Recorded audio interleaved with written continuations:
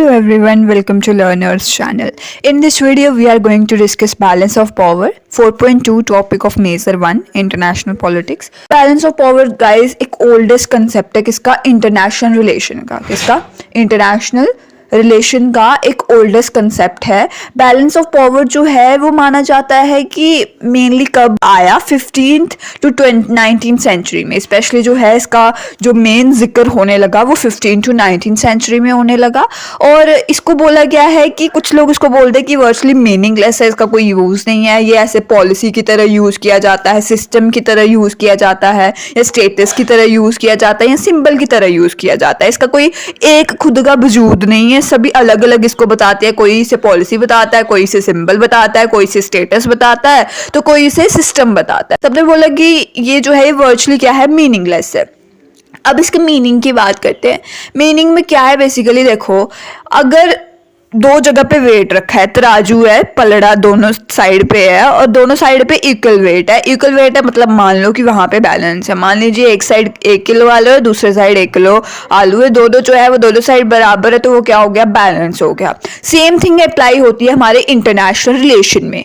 जब दो स्टेट जो हैं वो एक टाइप का उनमें बैलेंस होता है, जितनी हमारे पास मिलिट्री है उतनी ही हमारी नेबरर कंट्री के पास मिलिट्री है, सो दैट मीन्स वो इक्वली पावरफुल है.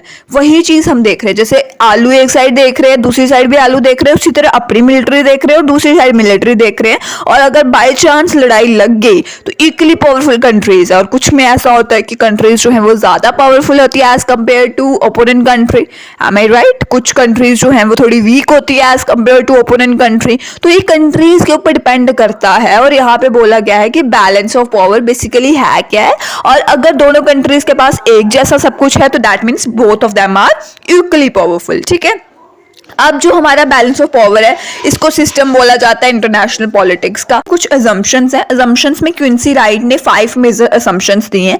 सबसे पहले अजम्पशन ये है कि स्टेट्स जो हैं, स्टेट्स यानी जो भी कंट्रीज है, आपने सेकंड सैम में पढ़ा होगा, सेकंड में फर्स्ट में, कि difference between state, society and nation. ठीक है. तो यहाँ पे बोला गया कि जो जितनी भी स्टेट्स हैं वो कमिटेड होती हैं कि उन्हें अपने खुद के इंटरेस्ट को प्रोटेक्ट करना है. जैसे कि वॉर हो गया, ये हर स्टेट के ऊपर होता है कि वो डिसाइड करेंगे कि उनके लिए राइट क्या और रॉन्ग क्या है. ठीक है. तो इसलिए क्या है, कौन से मेथड हमें अडॉप्ट करने हैं. तो स्टेट्स के लिए स्टेट्स वो खुद कमिटेड होती हैं कि उन्हें अपने वाइटल इंटरेस्ट को कैसे प्रोटेक्ट करना है. वॉर वगैरह को मतलब आप चाहते हो वॉर करना या नहीं चाहते हो, that's depend on that country, particular country. जैसे कि फॉर एग्जांपल अभी की बात लगा लो, पहलगाम अटैक हुआ.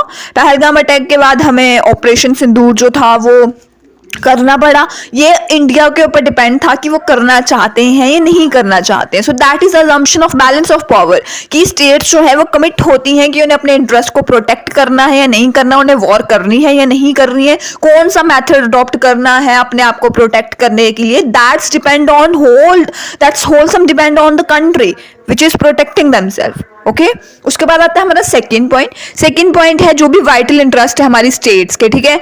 अगर मान लीजिए किसी ने हमारे स्टेट्स के वाइटल इंटरेस्ट जो भी हैं उनको थ्रेटन किया है, ठीक है, धमकाया है, डराया है, तो वाइटल इंटरेस्ट को थ्रेटन नहीं कर सकती कोई भी कंट्री. और स्टेट के पास पूरा हक है कि वो अपने आप को प्रोटेक्ट कर सकें अपने मेथड ऑफ मीन्स के साथ जिससे वो प्रोटेक्ट करना चाहते हैं. ठीक है. उसके बाद थर्ड पॉइंट आता है हमारा बैलेंस ऑफ पावर जो है वो हमें हेल्प करती है हमारे वाइटल इंटरेस्ट को प्रोटेक्ट करने के लिए. इधर हम उससे डरा भी सकते हैं अपनी ओपोजिट स्टेट को और विक्ट्री जो है वो अचीव कर सकते हैं. और अजम्पशन यही है कि स्टेट्स जो हैं वो जनरली एग्रेशन शो कर सकती हैं, गुस्सा शो कर सकती हैं, बट अजम्पशन ये है कि जब उनके पास प्रियोरिटी ऑफ पावर होगी. प्रियोरिटी ऑफ पावर यानी वो थोड़े ज्यादा होंगे पावर में एज कंपेयर टू जो सामने वाली स्टेट है जिसको वो एग्रेशन शो कर रहे हैं. अब देखो धौंस वही पर्सन जमाता है ना जिसके पास थोड़ा सा ऐसे हो कि मेरे पास ज्यादा पावर है, मेरे पास ज्यादा रुतबा है. वही पर्सन जो है वो अपना एग्रेशन शो करता है. जो है ही बिल्कुल बेचारा वीक है वो एग्रेशन क्या शो करेगा, एग्रेशन तो वो शो कर ही नहीं पाएगा. तो यहाँ पे बोला गया, अजम्पशन बताई गई है कि एग्रेशन वही स्टेट शो करेगी जिसके पास पावर की प्रायोरिटी है, जिसके पास पावर जो है वो ज्यादा है. उसके बाद आता है हमारा fourth point. Statesman make their foreign policy decision on the basis of an intelligent understanding of power consideration. Statesman जो हैं वो क्या करते हैं, फॉरेन पॉलिसी के डिसीजन जो है वो किसके बेसिस पे बनाते हैं, जो भी इंटेलिजेंट अंडरस्टैंडिंग है, ठीक है, पावर कंसिडरेशन की, उसके बेसिस पे वो क्या करते हैं, स्टेटमेंट डिसीजन बनाते हैं फॉरेन पॉलिसी के ऊपर कि इंटेलिजेंट अंडरस्टैंडिंग क्या है हमारी, इसके ऊपर हमें कैसा डिसीजन बनाना चाहिए। That is dependent on meeting होती है, फिर वही इंटेलिजेंट पर्सन जो है वो देखते हैं कि हमें क्या डिसीजन जो है वो लेना चाहिए। Please ignore the background voice. So fifth point आता है, एक और assumption इसमें ऐड की गई है कि जो बैलेंस ऑफ पावर है, इसमें बोला गया है कि एक बैलेंसर जो है वो स्प्लेंडेड आइसोलेशन को मेंटेन करता है। जैसे कि स्टेट जो है वो हमेशा क्या करती थी, पाल्मर स्टोर की एडवाइस पे वर्क करती थी, और इन्होंने बोला था कि स्टेट के पास ना कोई परमानेंट एनिमी नहीं होता और परमानेंट एलाई नहीं होता वर्ल्ड में। अगर परमानेंट इंटरेस्ट जो है वो मेंटेन करना है तो बैलेंस ऑफ पावर जो है वो होनी चाहिए। परमानेंट एलाई और परमानेंट एनिमी से क्या तात्पर्य है वो विस्तार से बताती हूँ, ठीक है। उन्होंने बोला फॉर एग्जाम्पल, अभी जैसे कि हमारे रिश्ते जो हैं वो रिलेशन जो है वो खराब है पाकिस्तान के साथ, तो हमारा एनिमी टाइप है ना इंडिया और पाकिस्तान, बट मे बी कुछ टाइम बाद ऐसा हो कि ये परमानेंट नहीं बोल सकते बट एलाई बन जाए, दोस्त बन जाए। जैसे कि अभी हमारे अमेरिका के साथ बहुत अच्छे खासे रिलेशन चल रहे थे, बट अमेरिका ने किया स्टार्ट कि हम 50% टैरिफ लगाएंगे इंडिया के ऊपर, इंडिया का जो भी सामान अमेरिका में जाएगा उसके ऊपर 50% टैरिफ लगेगा, उसके बाद ही वो अमेरिका में एक्सपोर्ट होगा। सो दैट वाज लाइक वो कुछ तो गलत कर रहे थे, और वो यही चीज बता रहे हैं, यही चीज जो है वो पाल्मर स्टोन ने बताई कि कोई भी पर्सन आपका परमानेंट एलाई नहीं होता है, परमानेंट दोस्त नहीं है बैलेंस ऑफ पावर में, और कोई भी पर्सन आपका परमानेंट दुश्मन नहीं है। क्या पता सिचुएशंस ऐसी आ जाए कि परमानेंट दुश्मन पर दोस्त बन जाए और परमानेंट दोस्त दुश्मन बन जाए। That's depend on situation. So Palmer stone की एडवाइस यही है, कोई परमानेंट दोस्त नहीं है और कोई परमानेंट दुश्मन नहीं है। अब आते हैं भाई types of balance of power. सबसे पहले आते हैं सिंपल बैलेंस के ऊपर। अगर पावर जो है वो दो स्टेट्स के बीच में है, ठीक है, बैलेंस ऑफ पावर उसको सिंपल बोलते हैं। जैसे कि यूनाइटेड स्टेट हो गया और सोवियत यूनियन रशिया हो गया, इंडिविजुअली हम बोल सकते हैं ईस्टर्न और वेस्टर्न ब्लॉक जो है। तो ये एग्जांपल है किसकी, सिंपल बैलेंस की, पोस्ट वॉर पीरियड में।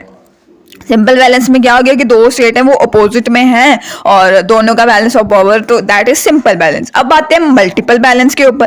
देखो मल्टीपल बैलेंस क्या है, जब यहाँ पे क्या होता है, डिस्पर्सल ऑफ पावर होती है, ठीक है। नंबर ऑफ स्टेट जो है वो बहुत ज्यादा है और सभी अपना अपना बैलेंस देख रहे हैं। बैलेंस जो है वो मल्टीपल बोल सकते हैं, कम्प्लेक्स बोल सकते हैं, so that is multiple balance. उसके बाद आता है हमारा local, regional and global level. इसमें क्या होता है कि हम ज्योग्राफिकल कवरेज के ऊपर देखते हैं, लोकल, रीजनल, ग्लोबल। जैसे कि बैलेंस जो है वो लोकल है तो वो लोकल लेवल पे है, अगर वो रीजनल है तो वो रीजनल लेवल पे है। ये स्पीक करता है balance of power between India and Pakistan.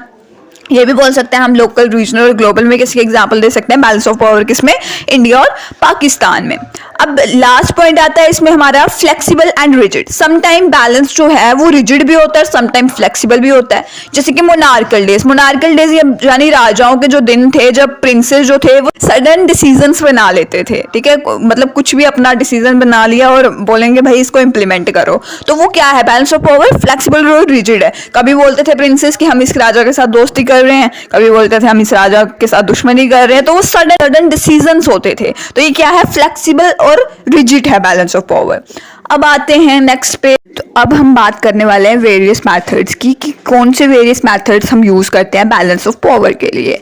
सबसे पहले हमारा मेथड आता है आर्मामेंट एंड डिसआर्मामेंट। अब देखो ये क्या किस बला का नाम है, आर्मामेंट एंड डिसआर्मामेंट। मेन डिवाइस होती है बैलेंस को अचीव करने के लिए, वो होती है आर्म यानी हथियार। जब भी कोई नेशन अपनी स्ट्रेंथ को इंक्रीज करता है, उसके राइवल के पास, उसके ओपोजिट स्टेट के पास कोई और अदर अल्टरनेटिव नहीं होता। एक ही अल्टरनेटिव होता है कि वो भी आर्म रेस में एंटर हो जाए, दोनों आर्म्स इकट्ठे करने में एंटर हो जाए, हथियार इकट्ठे करने में एंटर हो जाए। और आर्मामेंट रेस जो है वो यूनाइटेड स्टेट और सोवियत यूनियन में थी पोस्ट वॉर पीरियड में, और माना जाता है कि एक टाइप का ये ग्रेटेस्ट था उस टाइम पे आर्मामेंट रेसेस का। इतने ज्यादा, एक टाइप सोवियत यूनियन था वो ज्यादा कर रहा था, अपने आर्म्स को कलेक्ट करने की कोशिश, और एक तरफ यूनाइटेड स्टेट था, ठीक है। तो डिसआर्मामेंट क्या होगा कि जब आप बैलेंस ऑफ पावर को रिस्टोर कर रहे हो, किसके मदद से, कि आप अपने आर्म्स को थोड़ा कम कर रहे हो। स्टेट्स जो हैं वो क्या कर रही हैं, एग्री हो रही हैं कि वो अपनी आर्म्स को प्रोपोर्शनेट रिडक्शन करेंगी, ठीक है। प्रोपोर्शनेट रिडक्शन यानी थोड़ा सा रिडक्शन करेंगी ताकि ऑपोजिट स्टेट के साथ वो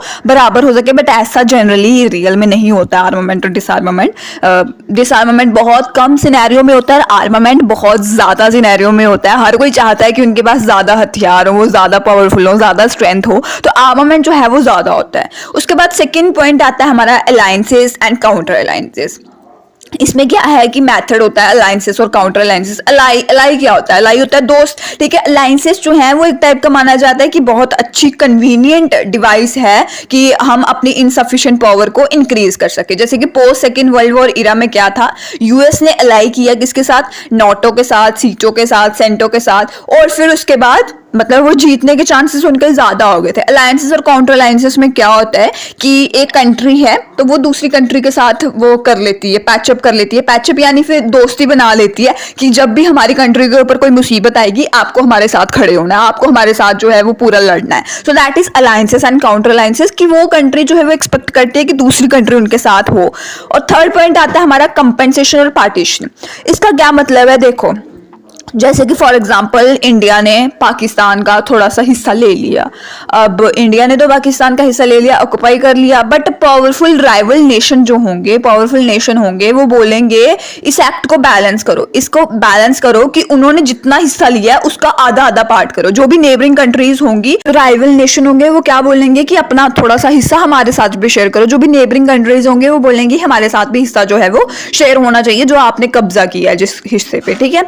तो इसके बाद इसके एग्जाम्पल में आप डाल देना कि पोलैंड की जो पार्टीशन हुई थी, तो लेटर उसकी जब डिवीजन हुई रशिया, प्रूशिया और ऑस्ट्रिया में, तो ये एक एग्जाम्पल थी कंपेंसेशन और पार्टीशन की, कि पोलैंड की पार्टीशन के बाद उसकी डिवीजन भी हुई, उसके बाद उसको डिवाइड किया गया रशिया, प्रूशिया और ऑस्ट्रिया में। तो यही होता है कि अगर कोई नेशन जो है वो किसी दूसरे नेशन पे कंट्रोल कर लेता है तो उसके जो पावरफुल नेशन होते हैं उसके साइड पे वो बोलते हैं कि आप अकेले कैसे कंट्रोल कर रहे हो, हम भी आपके साथ लेंगे इसको, अपना जो भी प्रे आपका है वो हमें शेयर करो हमारे साथ। So that is compensation and partition. उसके बाद आता है हमारा इंटरवेंशन एंड नॉन इंटरवेंशन।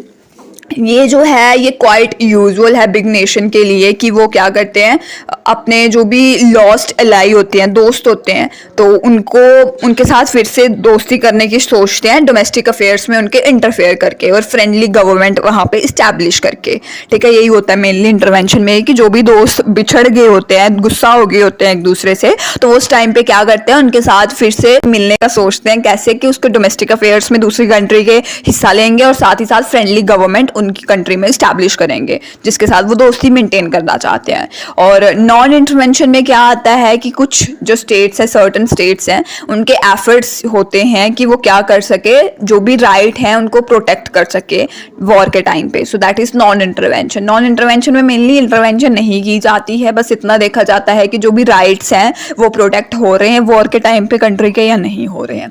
उसके बाद आता है हमारा buffer state. This is most important concept. Buffer state क्या होता है? एक ऐसी स्टेट जो दो पावरफुल नेशन के बीच में लाई कर रही हो।